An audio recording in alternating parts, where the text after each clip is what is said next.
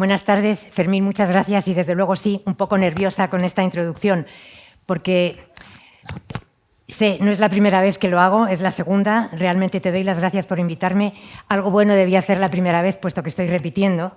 Pero claro, es difícil, porque nos pides hablar de nuestra autobiografía y aunque no he querido repetirme, me es difícil inventarme otra vida.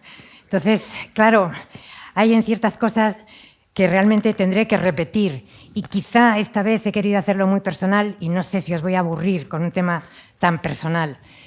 Empiezo con esta imagen porque fue hace 7 años en Berlín cuando te conocí y creo que también fue la primera cuando empezamos a hablar en este formato. No es la primera vez que me han pedido este formato, aunque no para hablar de ello, sino una curator inglesa que hizo una exposición en Londres y en Barcelona y nos pidió imágenes, no solamente imágenes y fotos de cuando éramos niños, sino también objetos, olores, lo que nos recordase realmente a nuestra infancia.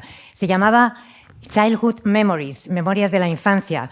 Y bueno, ahí estamos Enrique Sobejano y yo en 2 fotos en la infancia. El resto de los objetos no os los voy a enseñar, pero bueno, sí que quería empezar con esta imagen, porque esta imagen es una imagen mía de niña que no sé la edad que tengo, obviamente muy niña, pero me parece que transmite esa idea de querer aprender, algo como esa mirada al futuro en una imagen de niña muy cercana al suelo, realmente aprendiendo con todos nuestros sentidos, quizá con el tacto, en contraposición con esta otra imagen, más mayor, obviamente, con muchos años más, en la cual estoy mirando al exterior y aprendiendo realmente, o es lo que quiero transmitir a través de estas imágenes, aprendiendo de otra manera a través de una mirada. Vengo de una familia tradicional. Aquí estoy con mi madre cuando era una niña. Mi madre que ha tenido mucha influencia en mí, desde luego, porque murió muy joven y murió cuando yo solamente tenía 19 años. Y me quedé como hermana mayor de 8 hermanos. En la foto me veis con 4 de ellos. En una casa que ha sido muy importante para mí, porque creo que esa imagen estaba tomada en la casa de mis abuelos en Murcia. Una casa que la construyó mi bisabuelo en el año 1900, se llama la Casa del Pino, una casa rodeada de naranjos y limones, en las cuales pasé los veranos de mi niñez, cuando realmente era más niña. Fue una casa que para mí fue importante porque tenía estos espacios interiores tan especiales, o por lo menos especiales para mí. Y realmente me enseñó una cosa, que es el tema de la escala que es tan importante para un arquitecto y tan importante en los proyectos de arquitectura. Porque cuando era niña yo veía esas puertas y creía que eran puertas enormes. Las miraba y ni siquiera podía mirar a través del cristal de ellas porque no llegaba a alcanzar la altura. Y siempre tuve esa imagen de esas puertas enormes. Cuando luego volví, después de años que no había estado en la casa y volví años mayor, más tarde, comprendí que no eran tan grandes y empecé a pensar y mirando atrás en ese problema de la escala. Porque desde entonces y ahora pienso que si un proyecto tiene una buena escala, es un proyecto correcto. Cuando decidí estudiar arquitectura, lo hice en la Escuela de Arquitectura de Madrid, en un momento en el que estábamos rodeados de estos arquitectos tan impresionantes como Carvajal, Oiza, de la Sota, otros. Yo tuve una relación también quizá especial con Oiza después de terminar la carrera, organizando unos cursos de verano con él. Y estuve en la cátedra de Carvajal, mi profesor, aquí presente, Alberto Campo, alguien realmente que ha sido, no sé si sabiéndolo o sin saberlo, fue muy importante en un momento de mi vida, porque son esas circunstancias que realmente no puedes controlar y que no sabes cómo van a pasar, cuando Alberto decidió organizar unas conferencias para arquitectos extranjeros. Yo era la primera vez que veía arquitectos extranjeros y vinieron Peter Eisman, Richard Mayer, entre otros. Yo hablaba inglés bien y me pidió que los tradujera al castellano en las conferencias que estaban dando. Para mí eso fue importante porque hizo que tuviese una relación con ellos, especialmente con Peter Eisman, con el que mantuve una relación y la he seguido manteniendo a través de años. Pero eso hizo que decidiera ir a Nueva York un verano, mientras todavía hacía un curso de verano mientras todavía estaba estudiando arquitectura. En un momento en el que Peter Eisman estaba en el Instituto de Urban Studies publicando la revista Oppositions, muy influyente en ese momento en Nueva York. Cuando volví a España y terminé la carrera, después quise seguir trabajando en Nueva York. Y lo hice en el estudio de Charles Wathney, otro de los Five Architects, y cuyas obras, conocido por las obras especialmente por la casa de sus padres, pero estas otras obras también que hacía en ese momento, como esta ampliación en la Universidad de Princeton, que a mí me parecían tremendamente atractivas en ese momento y ahora también.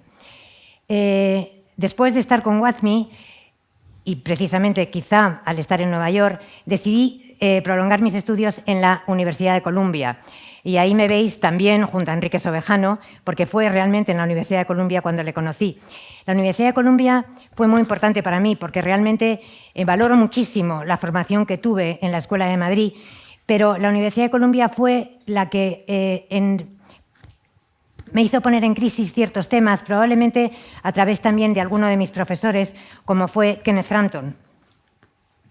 Esa fue la primera parte de mi aprendizaje como arquitecto, mi formación como estudiante. Cuando volvimos a España, y digo volvimos porque en este caso volví también con Enrique, tuvimos la oportunidad a través de un concurso de dirigir la revista Arquitectura, que lo hicimos durante varios años, revista Arquitectura del Colegio Oficial de Arquitectos de Madrid, que fue una segunda parte de nuestro aprendizaje muy importante para nosotros, porque hicimos la revista de principio a final. Nos permitió conocer y viajar con los fotógrafos con los que queríamos de los edificios que publicábamos. En este caso, por ejemplo, vimos toda la obra de Le Corbusier con el fotógrafo Luis Casals, un gran fotógrafo que ha muerto hace unos años. O, la verdad, a través de artículos, poder seguir en contacto con algunos profesores que habíamos tenido en Columbia, como Kenneth Frampton, y conocer en una serie de entrevistas a muchos de los arquitectos más importantes en esos años. Esto para nosotros fue una gran parte de nuestra formación y lo consideramos unos años importantísimos en nuestra formación. También nos enseñó a viajar. Para nosotros, y lo ha dicho Emilio, el conocimiento directo de la arquitectura ha sido una fuente de formación y lo sigue siendo ahora. Nos parece que tenemos que seguir aprendiendo a través de ese conocimiento directo. Los viajes han sido siempre una constante en nuestra profesión para seguir aprendiendo. En el año 2000 aproximadamente se publicó una primera monografía de nuestro trabajo de esos años y para nosotros fue importante una colección de fotos que habíamos tomado todas personalmente. En la publicación de la monografía lo que hicimos fue empezar a relacionarlas unas con otras. De esa manera empezamos a darnos cuenta de por qué las habíamos tomado y de las relaciones que establecíamos entre ellas. Algo que continuamos haciendo en otras monografías que se publicaron, en esta monografía en concreto, que se publicó años más tarde, y que también continuamos organizando esas fotos como un atlas, pero aquí ya no son solamente fotos nuestras, sino que incluyen temas que nos interesan, de todo tipo de temas, y que también ponemos en relación. Por ejemplo, una foto que para mí ha sido especial, por una serie de motivos, ha sido esta imagen de Dalí, en el que yo no sé si vino antes la foto o mis fotos, que a través de muchos viajes y de verlas en relación unas con otras, he comprendido la cantidad de veces que me han hecho fotos de espalda mirando al exterior. Para mí una manera de decir cómo quiero entender y cómo quiero aprender y seguir aprendiendo dentro del marco de nuestros conocimientos previos, pero mirando hacia adelante para seguir aprendiendo y seguir absorbiendo las ideas de ese mundo que nos rodea. Algo que seguí haciendo y seguimos haciendo durante esos viajes que han sido una fuente de formación para nosotros, tanto viendo muchos edificios de arquitectura como paisajes naturales o, en este caso, una obra de land art en el desierto de Nevada, en doble negativo, que es aquí donde estamos dentro, y esta obra la visitamos cuando estábamos dando clase durante unos meses en la Universidad de Austin, porque también dentro de nuestra formación como arquitectos ha sido muy importante la relación con nuestros alumnos. Para mí, dar clase, y llevo dando clase muchos años, ha sido realmente una relación de aprendizaje mutua. Yo he aprendido mucho de mis alumnos y espero que también ellos hayan podido aprender algo de mí. Y, por supuesto, si para nosotros es importante conocer a través de ese conocimiento directo, Pues eso es algo que hemos querido transmitir a los alumnos, realizando un montón de viajes con ellos, como Emilio sabe bien, en ese viaje por Centro Europa del que yo también me acuerdo. Y si hemos tenido viajes con alumnos, obviamente hemos tenido viajes con nuestra familia. Viajes en los cuales, cuando mis hijos se hicieron mayores con la suficiente edad para viajar, los hemos arrastrado a lo largo, arrastrado o llevado, no sé cómo si la palabra es mejor, a lo largo de todo el mundo para ver distintas obras de arquitectura, en este caso la Farnsworth. Realmente creo que a una edad muy temprana, probablemente mis hijos habían visto más arquitectura que muchos arquitectos y desde luego que nosotros a su edad. El otro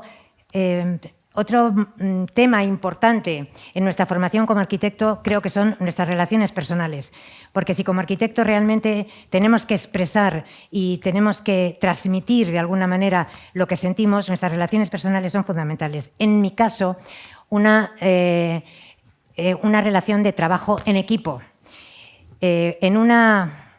No sé si llamarlo discusión constante, no me entendáis mal, puede ser una conversación con Enrique, en esas conversaciones o en esas discusiones a las cuales realmente a nosotros nos ayudan también a esclarecer y a poner en claro y a entender mejor nuestras ideas. Porque para mí sí he comprendido que quizá porque he querido ser arquitecto. Para mí ser arquitecto es importante por la labor social que conlleva. Creo que los arquitectos somos, en nuestra labor social, capaces de transformar el mundo. Transformamos, quizá eso suena muy alto, pero realmente transformamos paisajes, modificamos y transformamos ciudades, generamos y creamos espacios y volúmenes interiores y lo hacemos de alguna manera con la intención de mejorar las vidas de nuestros conciudadanos. Probablemente, no sé si siempre lo conseguimos, pero sí me parece importante cuando hacemos obras dar un paso atrás y ser capaces de mirarlas desde el exterior para ser capaces de entender si eso ha sido así o no. Y bueno, si estoy hablando de relaciones, una relación fundamental con nuestros colaboradores. Aquí hay 4. Pablo, Ana, Rebeca, Carmen. Gracias por estar aquí. Pero siempre hemos tenido a lo largo de nuestros años muchos colaboradores muy especiales. Quiero mencionar a 3 por el tiempo que llevan con nosotros, porque la realidad es que para mí la sensación es que es toda la vida. 3 mujeres, Yolanda, Patricia y Alejandra. Sin ellas, nuestros estudios serían imposible que funcionaran. Aquí estamos con unos colaboradores en la cubierta de algunos de nuestros edificios. En nuestro caso, en ese caso una cubierta importante, porque también, igual que en mi vida tuvo un punto de inflexión cuando he contado al principio mi relación a través de Alberto con los Five Architects, aquí una colaboradora nuestra, alemana, un momento determinado entró en el estudio y dijo que ¿por qué no nos presentamos a un concurso en Alemania?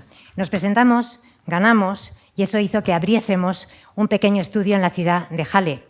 Ese estudio se transformó en un estudio en Berlín, un estudio que ya lleva funcionando más de 15 años. Nosotros ahora tenemos 2 estudios, trabajamos desde Madrid y Berlín en 2 formas de trabajo distintas.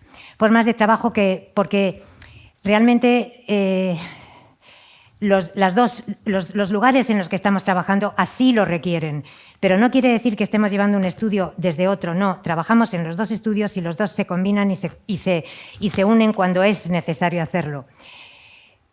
El de la derecha es Berlín, la izquierda Madrid.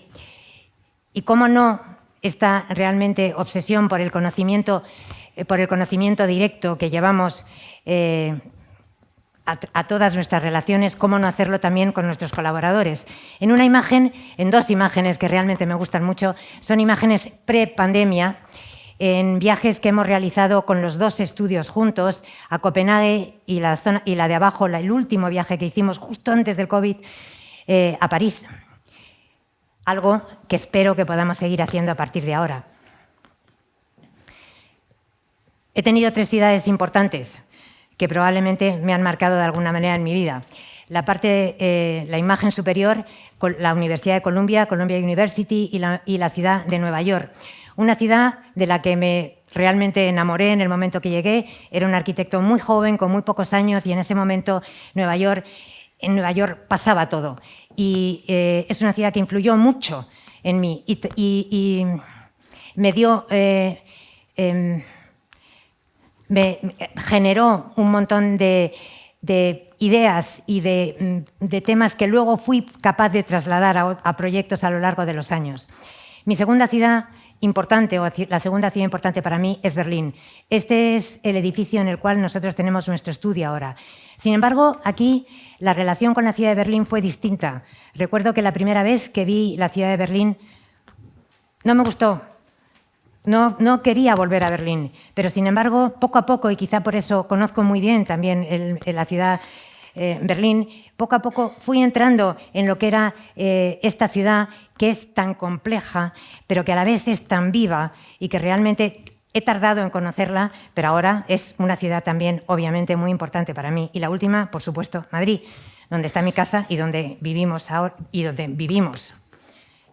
Cuando alguien me pregunta dónde vive realmente, yo digo, bueno, mi fin de semana es en Madrid, por lo tanto, mi ciudad es Madrid. Y algo que ha sido importante para nosotros son esas relaciones especiales que se establecen en nuestros proyectos en algunas ocasiones. Voy a contar tres que realmente no son excluyentes, porque son situaciones que a veces se dan y que se nos han dado en más proyectos. El primero de los casos es en una obra nueva, cuando ganamos el concurso para la Fundación Arvo Pärt. Es una obra nueva y fue muy especial la relación que se estableció entre Arvo Pärt y nosotros. Claro, Arvo Pärt es un artista que sabe de música infinitamente más que yo, desde luego, pero nosotros sabemos un poquito más de arquitectura que él. Y en ese diálogo entre música, arquitectura, se estableció una relación que creo que fuimos capaces de llevar al propio proyecto y transformar también nuestra forma de ver ciertas cosas. El segundo punto importante que nos ha surgido también en algunas ocasiones ha sido con una obra ya construida. En este caso, por ejemplo, fue El Castillo de la Luz, una obra que Martín Chirino fue a ver cuando el castillo ya estaba terminado y entendió o lo vio como realmente una prolongación de su propia obra. Algo de lo que hablamos mucho en esos últimos años de su vida, y hoy el Castillo de la Luz es la Fundación Martín Chirino. Y un tercer momento importante para nosotros es la relación que tenemos a lo mejor con distintos artistas. Aquí en la foto, con Daniel Canogar, en un momento en el que estábamos viendo un espacio interior en el cual íbamos a trabajar juntos. Porque si para nosotros como arquitectos las relaciones son importantes, puesto que creo que somos capaces y debemos ser capaces de trasladarlas de alguna manera a nuestros proyectos, es importante esas relaciones especiales que surgen de algunos proyectos. En este caso la imagen es con Arvo Pärt, pero yo lo entiendo, no estoy hablando solamente de Arvo Pärt, sino de todos esos proyectos y de esas relaciones que han aparecido a través de ciertos momentos especiales en los cuales creo que han generado momentos diferentes y que nos han hecho cambiar también muchas veces la forma que hemos tenido de ver nuestra propia arquitectura. Y bueno, otra cosa importante, la relación con nuestros proyectos. En este caso es una exposición en Bolonia. Claro, para nosotros fue muy importante en un momento determinado poder echar la vista atrás y ver una serie de maquetas, en este caso maquetas de muchos proyectos, y verlos todos juntos. Es emocionante ver cómo se pueden acercar, cómo a la gente que estaba allí presente le podía interesar todas esas obras que se habían ido generando a lo largo de tantos años. Y si es importante esas relaciones en las cuales creo que somos capaces de ser mejores arquitectos, para mí ha sido muy importante la relación con mis hijos. Y si decía al principio que los habíamos arrastrado a viajes a través de todo el mundo, conociendo arquitectura, quizá esa forma de viajar y esa forma de ver ha sido capaz o ha hecho que ellos en sus decisiones posteriores en las que han elegido sus profesiones, también esos viajes hayan tenido influencia en ellos. Mi hijo mayor es un estupendo arquitecto y aparece aquí en la imagen con sus compañeros de estudio. Mi segundo hijo, todo lo contrario, dijo: arquitectura, jamás, todo menos arquitecto. Es abogado y aparece en esta imagen con sus compañeros de carrera defendiendo un caso ante el Tribunal de La Haya. Y mi hija, en un más difícil todavía, es artista.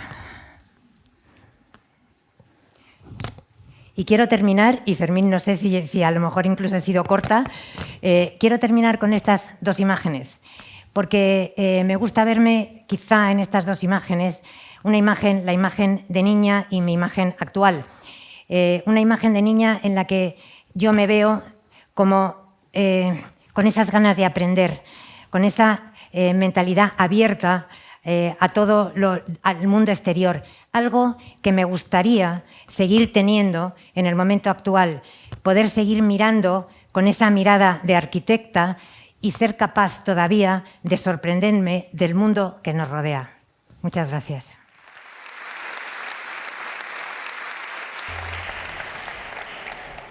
Muchas gracias, Fuensanta, por esta bonita presentación. Una parte ya la conocía, pero hay muchas cosas que han sido nuevas. Y, menos mal, ya te digo que es difícil encontrar otra vida, ¿eh?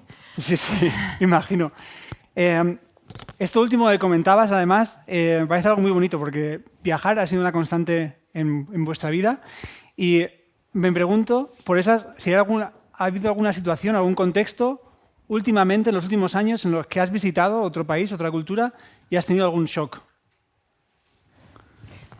Shock no, pero sí que sigo visitando distintas culturas y realmente creo que me siento atraída por las distintas culturas que voy visitando. No sé, el último viaje que he hecho, por ejemplo, ha sido a China, algo que extrañamente a mí me parece un país muy atractivo y me parece un país en el que creo que vale la pena intentar seguir trabajando en un país como ese. No sé, creo que cuando he hablado de los dos estudios que tenemos, estoy tan acostumbrada a trabajar en distintas culturas que creo que me adapto fácilmente al conocimiento de nuevas culturas.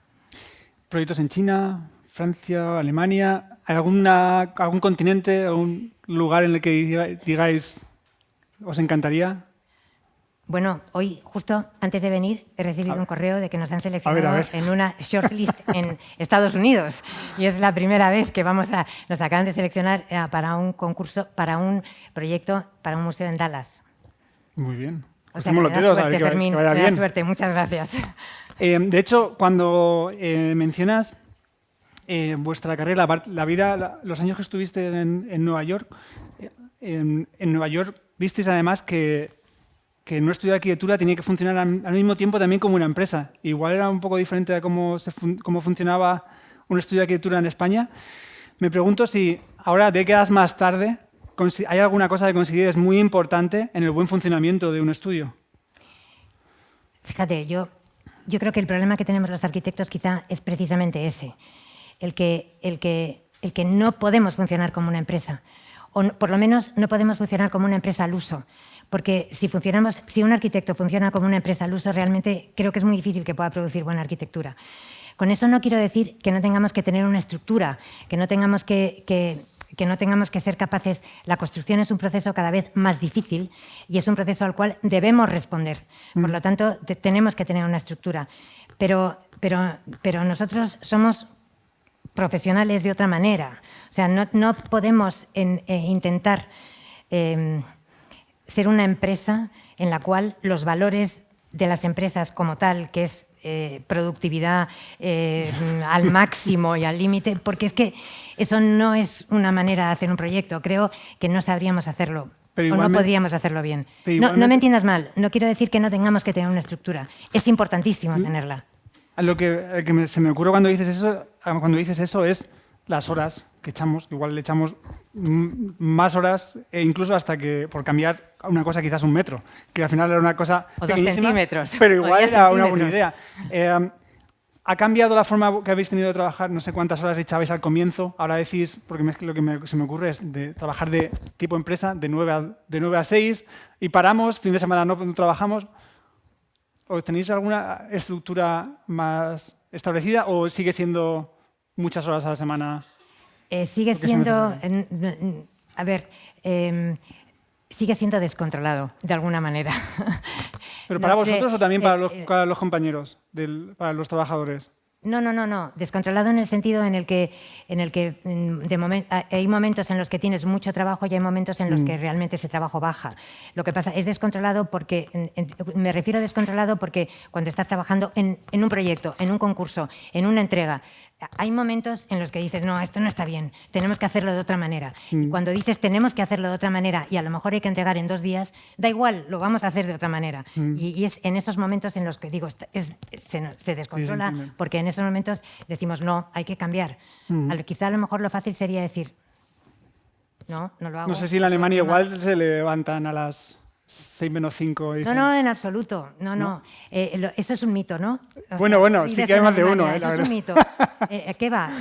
Trabajamos antes y llegamos más temprano en el estudio de Madrid que en el estudio alemán. ¿Ah, sí? Sí, eso no quiere decir... No, pero os digo que se levantan, que a veces de hacer... Bueno, lo que he visto en muchos estudios de arquitectura, de gente que conozco yo, igual el equipo que tenéis allí tiene una filosofía más cercana a la vuestra. Hay unas imágenes que mostrabas de Arvo Pärt que eran muy bonitas y, de hecho, leyendo estos últimos días, preparando la entrevista, veía alguna conversación en la que decías, o que él comentaba que trabajando con vosotros él se identificaba mucho con vuestra forma de diseñar. Y a lo que voy es que la colaboración con artistas ha sido una constante en vuestra trayectoria. Y me pregunto, y lo has mencionado quizás brevemente y quizás lo podrías extender un poquito más, ¿qué influencia ha tenido no sobre los proyectos, sino en ti como persona el colaborar con artistas de forma constante? Si ha tenido alguna influencia en tu forma de pensar, de forma de trabajar. Bueno, realmente no te puedo dar una contestación de decir ha sido una influencia de una determinada manera, pero sí que a través de la relación con cada uno de estos artistas sí que ha ido cambiando poco a poco mi forma de pensar. No es algo que está pasando de un momento a otro, pero sí que se va modelando y que se va acercando quizá o entendiendo otras maneras de hacer. Y precisamente cuando estás entendiendo y viendo otras formas de hacer, eso hace que de una manera tú transmitas diferente o que luego a la hora de proyectar probablemente lo hagamos de una manera distinta. Cuando hablaba del trabajo de Arvo Pärt, el trabajo con nosotros, es que muchas veces, y ahí sí que hemos vuelto a utilizar el lápiz, porque realmente teníamos planos grandes en los cuales nos sentábamos en una mesa en los que Arvo Pärt se sentaba con nosotros y él no dibujaba, pero él nos llevaba y nos llevaba a dibujar, nos miraba cómo dibujábamos.